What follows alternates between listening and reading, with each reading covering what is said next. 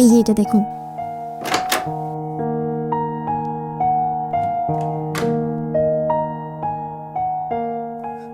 Sir, বাইরে এই ব্যাগটা ছিল, জানি না কার, আর ব্যাগের মধ্যে 10,000 টাকা আছে।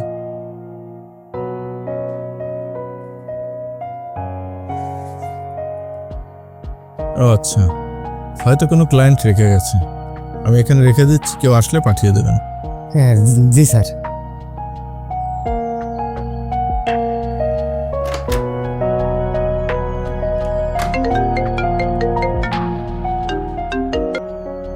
হ্যালো, আরে আমি দীপ বলছি, তোর অফিসে আমার ব্যাগটা ভুল করে রেখে এসেছি।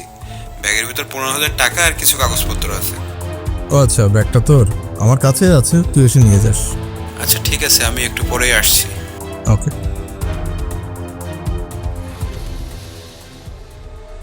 স্যার, কোনো সমস্যা? এই ব্যাগটা দ্বীপের, ও বললো এখানে 15,000 টাকা আছে। এদিকে আবার গার্ড বললো এখানে 10,000 টাকা আছে। তাহলে বাকি 5,000 টাকা কোথায় গেল? স্যার, দীপ স্যার যেহেতু বলেছে, ঠিকই বলেছে হয়তো। আর এসব গরিবদের নিয়ে কোনো ভরসা নেই, টাকা পয়সা দেখলে ওরা লোভ সামলাতে পারে না। এতগুলো টাকা দেখে এখান থেকে হয়তো কিছু টাকা নিয়েছে, কেউ তো আর দেখছে না। উনি যদি এমন কাজ করবে তাহলে ব্যাগটা কেন ফেরত দিল? উনি তো পুরো টাকাটাই রেখে দিতে পারতেন। স্যার, আপনি বুঝতে পারছেন না? উনি ব্যাগটা ফিরিয়ে দিয়েছে কারণ উনি আপনার সামনে ভালো সাজতে চেয়েছিল, যাতে আপনি ওনাকে সন্দেহ না করেন। কিন্তু টাকাটা উনিই নিয়েছে। কিন্তু আমরা কোনো প্রুফ ছাড়া কারোর উপর তো চুরির অপবাদ দিতে পারি না। প্রুফ তো আছে। দীপ স্যার যেহেতু বললো ব্যাগে 15,000 টাকা আছে, আর গার্ড বললো 10,000 টাকা আছে, তাহলে বাকি 5,000 টাকা কোথায় যাবে? নিশ্চয়ই উনিই চুরি করেছে। ওকে, একটা কাজ করো, তুমি ওনাকে ডাকো। Okay sir.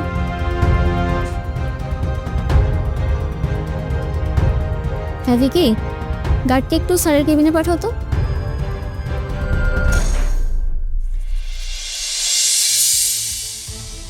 দেখুন, আমি আপনাকে দোষ দিচ্ছি না। আপনি তো বললেন এই ব্যাগে 10,000 টাকা আছে।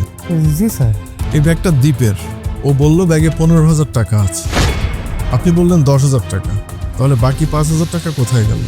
স্যার, আমি তো ব্যাগের ভিতর থেকে 1 টাকাও নেয়নি, যেমন ছিল তেমনই আপনাকে দিয়েছি। আচ্ছা, যেমন ছিল তেমনই যদি আপনি দেন, তাহলে ব্যাগে যে 10,000 টাকা আছে আপনি কিভাবে জানলেন?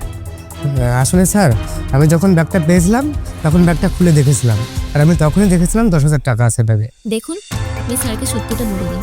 স্যার আপনাকে কিছুই বলবেন না। আপনার এই চুরির সাথে আমাদের কোম্পানির মান সম্মান সব কিছুই জড়িয়ে আছে। আমি সত্যি বলছি স্যার, আমি টাকাগুলো নেইনি। দেখুন, টাকাটা কে নিয়েছে বা কে নেয়নি এটা তো আর আমি জানি না, তবে দীপকে আমার পুরো টাকাটাই দেওয়া লাগবে।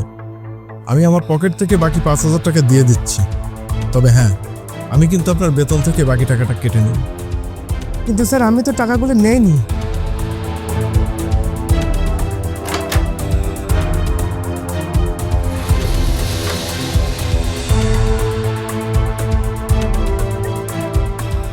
সরি সরি সরি, আমি তোকে আবার ডিস্টার্ব করলাম। না না, ইটস ওকে। এই যে তোর ব্যাগ, পুরো 15,000 টাকাই আছে। 15,000? কেন, তুই না ফোন দিয়ে বললি এতে 15,000 টাকা আছে? হ্যাঁ বলেছিলাম, কিন্তু তোকে বলার পরেই আমার মনে পড়লো এখান থেকে 5,000 টাকা সকালে আমার ওয়াইফকে দিয়েছিলাম। তাহলে এখানে এক্সট্রা 5,000 টাকা কীভাবে আসলো? তুই যখন আমাকে ফোন দিয়ে বললি ব্যাগে 15,000 টাকা আছে, তার কিছুক্ষণ আগে গার্ড আমাকে ব্যাগটা দিয়েছিল, সে বললো ব্যাগে 10,000 টাকা আছে। তাই আমি ভেবেছিলাম হয়তো গার্ডই টাকাটা চুরি করেছে। আর তুই যাতে আমাকে ভুল না বুঝিস, তাই বাকি 5,000 টাকা আমার পকেট থেকে নিয়ে এর ভিতরে রেখেছি। আরে তুই কি পাগল হয়ে গিয়েছিস? আমাদের সম্পর্কে কি এমন? I am really sorry uncle, আমার জন্য আপনাদের মাঝে এত বড় ভুল বোঝাবুঝি হয়ে গেল। I am extreme sorry uncle. নে 5,000 টাকা রাখ, আমি তাহলে এখন আসি, পরে দেখা হবে। ঠিক আছে।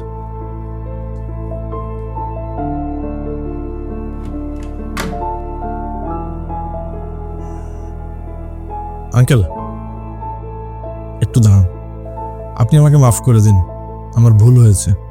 হ্যাঁ আঙ্কেল, আপনি ওদের মাফ করে দিন। আমরা না বুঝে আপনার উপর চুরির অপবাদ দিয়েছি। সরি। না না স্যার, ভুলটা আপনাদের না, ভুলটা আমার। আর এরকম ভুল আমার একটা না, অনেকগুলো আছে। আমার প্রথম ভুল হচ্ছে আমি একজন ইমানদার, আমি আমার কাজ সততা দিয়ে করি। আর দ্বিতীয় ভুল হচ্ছে আমি একজন গরিব। স্যার, সেই 30 বছর ধরে আপনার কোম্পানিতে আমি চাকরি করছি, সে আপনার বাবার সময় থেকে, যখন আপনি অনেক ছোট ছিলেন। কিন্তু স্যার, আপনি যখন আজ আমার উপর চোরের অপবাদটা দিলেন, তখন আমার কাছে মনে হলো এই 30 বছরের সততার পুরস্কারটা আপনি আমাকে দিলেন। আমি বুঝতে পেরেছিলাম আপনি কাজটা করেননি। যাই হোক আঙ্কেল, একটা কাজ করুন, আপনি এই টাকাটা রাখুন। স্যার, এই টাকাগুলো দিয়ে আমার উপর দিয়ে অপবাদটাকে আপনি কিনতে চাচ্ছেন? তবে হ্যাঁ, এটা আপনি ভাববেন না যে আপনার মিথ্যা অপবাদে কষ্ট পেয়ে আমি চাকরিটা ছেড়ে দেব। যদিও আমার উপর মিথ্যা চুরির অপবাদ দেওয়া হয়েছে, তবু আমি কাল থেকে কাজে আসবো, কারণ এটা আমার দায়িত্ব। তাহলে আসি স্যার।